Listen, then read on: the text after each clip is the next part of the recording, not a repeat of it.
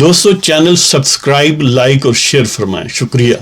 بسم اللہ الرحمن الرحیم، الحمدللہ رب العالمین والصلاة والسلام علی خاتم النبیین، اما بعد۔ پاک ویوز محمد منشا، السلام علیکم، کیسے ہیں جناب؟ بات کرتے ہیں اسلام آباد ہائی کورٹ کے اس بینچ کی جس میں میاں نواز شریف کو پروکلیمڈ افینڈر یا اشتہاری قرار دیا گیا، اور اس بینچ میں شامل ہیں جسٹس عامر فاروق اور جسٹس محسن اختر کیانی۔ ایک تازہ ترین شعر ہے کہ مجلس منصفی ہے یا ہجوم تابع داراں ہے، مجلس منصفی ہے یا ہجوم تابع داراں ہے، عدالت ہے کہ یہ محفل غم گساراں ہے۔ یعنی یہ نہیں لگتا ان کی حرکات و سکنات سے کہ یہ ایک اعلیٰ عدلیہ کا بینچ ہے۔ یعنی امیجن کریں اسی ملک میں ایک شخص نے سینکڑوں پیشیاں بھگتی اور اس میں کوئی ڈائریکٹ ایویڈنس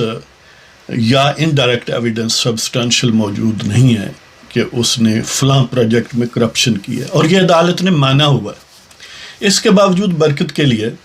یعنی عدالتیں اس طرح ایکٹ کرتی ہیں جیسے کوئی D G I S P R کے تحت کی میجر یا کیپٹن صاحب ہیں جو جج بن کے بیٹھے ہوئے ہیں، یا آئی ایس آئی کے کوئی اسسٹنٹ ڈائریکٹر یا ڈپٹی ڈائریکٹر ہیں اور ان پر لیبل اکاؤنٹیبلٹی ججز کا ہے۔ بہرحال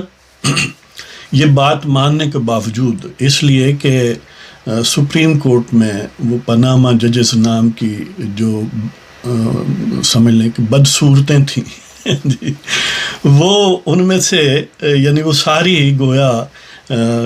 وہ جنات کی صورت میں عدل کے اوپر بیٹھی تھیں، اور ایک کو تو فارملی ان کا سپروائزر مقرر کیا گیا تھا تاکہ یہ جو ڈمی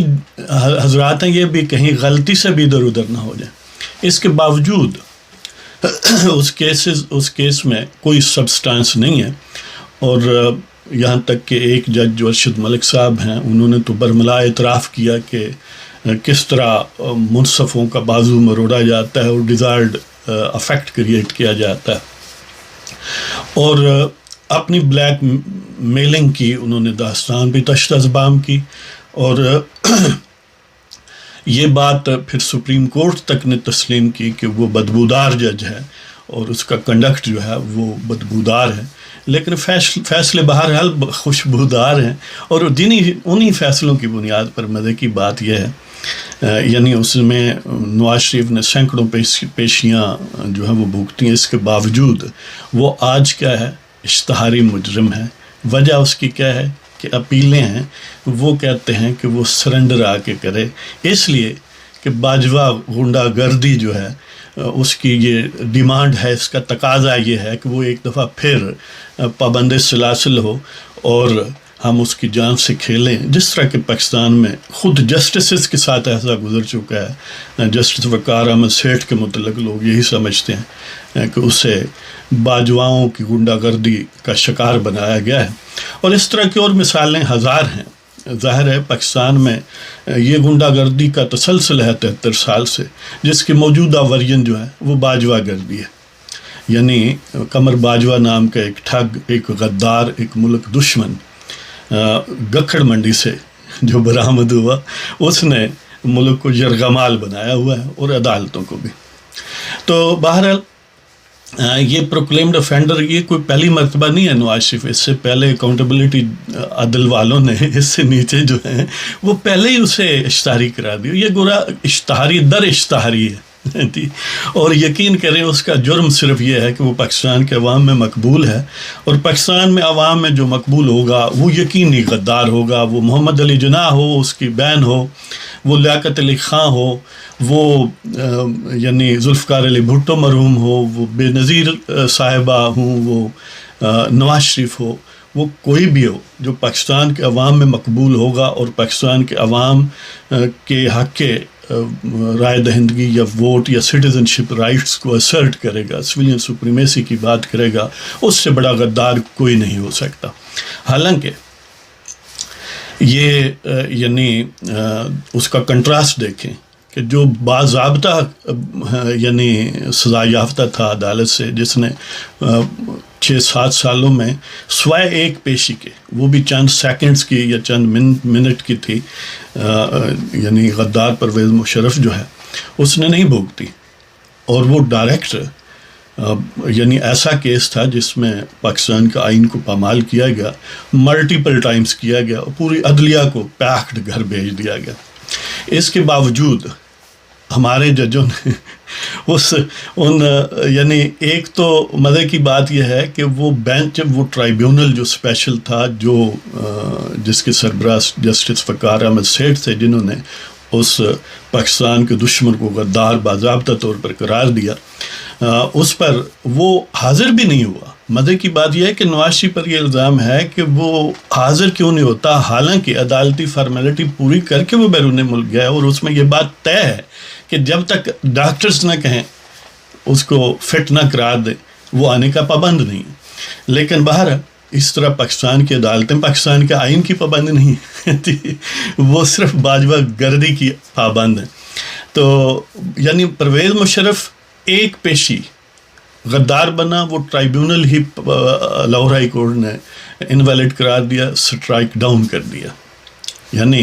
نہ رہے بانس نہ بجے بانسری. اور مزے کی بات یہ ہے کہ ٹرائیبیونل نے صرف سٹرائک ڈاؤن نہیں کیا، پھر سٹرائک ڈاؤن کرنے والوں نے اس ٹرائیبیونل کے سربراہ جسٹس سیٹھ وقار کو نہ صرف یہ کہ سپریم کورٹ میں ایلیویٹ نہیں ہونے دیا، بلکہ اس کی جگہ اس بوٹ پالشی جج کو، لاہور ہائی کورٹ کے جج کو ایلیویٹ کر کے سپریم کورٹ میں پہنچایا گیا، اور جسٹس وقار احمد سیٹھ کو اس زندگی سے ہی آزاد کر دیا گیا. یعنی یہ کردار ہے ان گنڈوں کا جن کو ہم جنرل کہتے ہیں. اور ان پالشی جج جو اب دیکھ لیں کہ پہلے اشتہاری ہے، تم نے یہ کالک ضرور اپنے منہ پر ملنی ہے، اور یہ کوئی پرائمری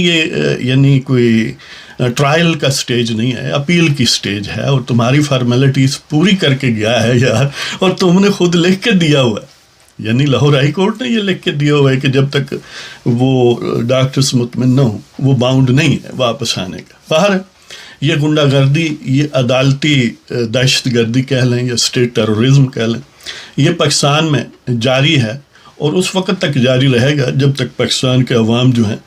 ان غدار جرنیلوں کے گریبان کو پکڑ کر ان کو یعنی یہ سبق نہیں سکھاتے کہ ہمارے بھی کوئی حقوق ہیں، ہم بھی انسان ہیں، ہم پاکستان کے شہری ہیں. تم کہاں تھے جب پاکستان بنایا گیا؟ پاکستان بنایا سویلین سیاستدانوں نے، ان کو غدار قرار دیا گیا. ان جرنیلوں نے نہ صرف یہ کہ پاکستان کو توڑا، پاکستان کو ہر مصیبت میں مبتلا کیا، بلا وجہ پاکستانیوں کی جانوں کا ضیاع کیا، پاکستانیوں کو بیچا، پاکستانیوں کو قتل کر کے یعنی اس کی اجرت لی، کرائے کے قاتل بنے،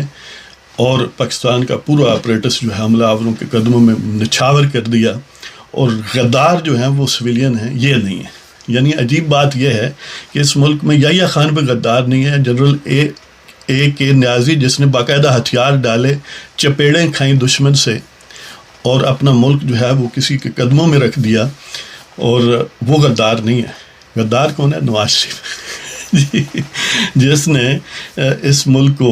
یعنی آج تک ترقیاتی جتنے کام ہوئے ہیں سب کو جمع کر لیں اور ایک طرف نواز شریف کو کر لیں. نواز شریف کے دور میں